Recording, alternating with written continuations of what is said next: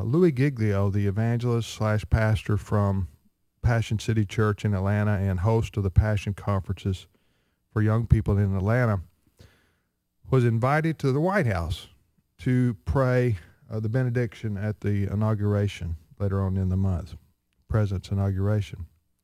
Well, it was learned that he had preached a sermon 20 years ago or so about homosexuality, and it didn't line up with today's, a total and complete acceptance by culture, or either you're a bigot, right? Approach. Those are your choices. Yes, those are your choices. And so the White House disinvited Louis Giglio to say the benediction, or he withdrew, or both. And I read a very interesting column on this whole issue by Dr. Albert Mohler, and he is a president of the Southern Baptist Theological Seminary, and he joins us now to talk about it. Dr. Mohler, I'm Tim with Ed. Thank you for being on our program. Well, Tim and Ed, it's great to be with you. You're in Louisville today? I am actually in Palm Beach Gardens, Florida. We're not talking to you anymore. Because well, if you saw it here, you'd know exactly what you mean. That's not fair. I'm giving let's see, climate envy right now. You have class warfare. I've got climate envy right now. Anyway, I fully understand, but there is no place safe from the issues you guys are talking about. It touches every point of the world.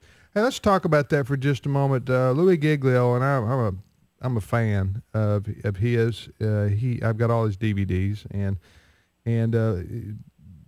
my sons have gone to his Passion Conference in Atlanta, and I know a lot of young people who have. He has a great reach into the younger generation. Absolutely.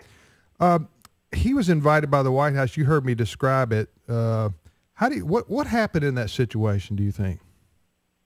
Well, you had the White House invite a very well-known evangelical to deliver the benediction at the inauguration, and we know that inaugurations are big public ceremonies. They make a statement about the nation in terms of its formal life, and then a liberal watchdog group known as Think Progress dug up, and they literally did dig it up, a sermon that Louis had preached 15 to 20 years ago, and because he had the audacity, even back then, to say that homosexuality is a sin, he was basically disinvited from giving the benediction at the presidential inaugural. And that's a sign of the times. And there is no doubt that he was effectively disinvited by the White House. And that's a sign to us of what I'm calling the new moral McCarthyism of our time.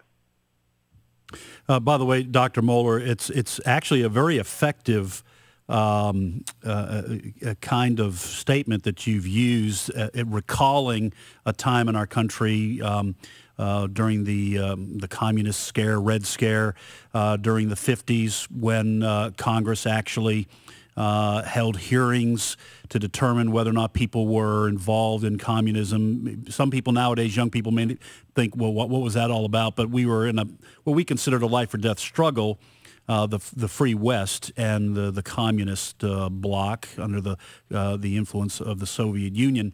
So explain what you mean by this new moral McCarthyism, because I think it's a very effective instrument in trying to draw parallels between these two.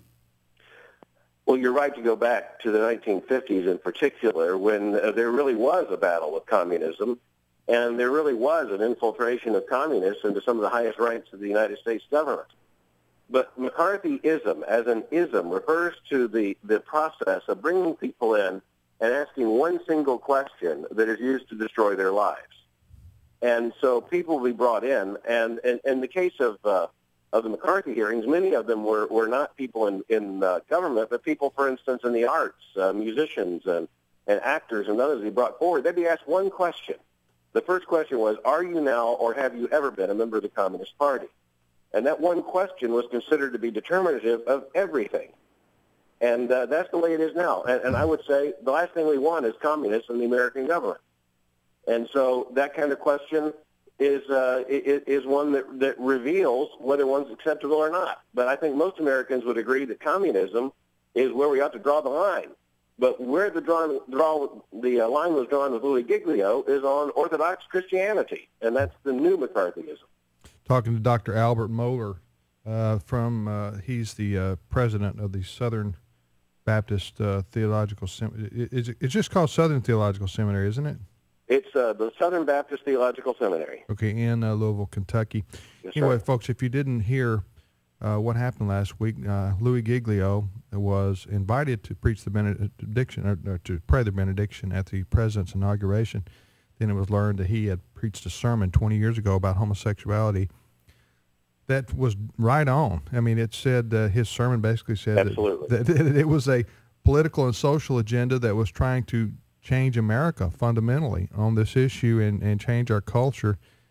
You know what bothered me, Dr. Mohler, was, so far at least, and again, I speak as someone who has admired Louis Giglio, Louis' response to this whole issue, he has not reaffirmed his position, and maybe he did at his church service yesterday. I haven't seen the podcast, but he didn't answer the question whether he reaffirmed what he believed about homosexuality being a sin. I agree with you. That's a big concern, and I think this is going to be the concern for all who want to fit in the culture and try to hide on the issue of homosexuality. What Louis Giglio discovered, and I thought one of the more embarrassing things, quite honestly, he said, is that homosexuality, quote, has not been in the range of my priorities for the last 15 years.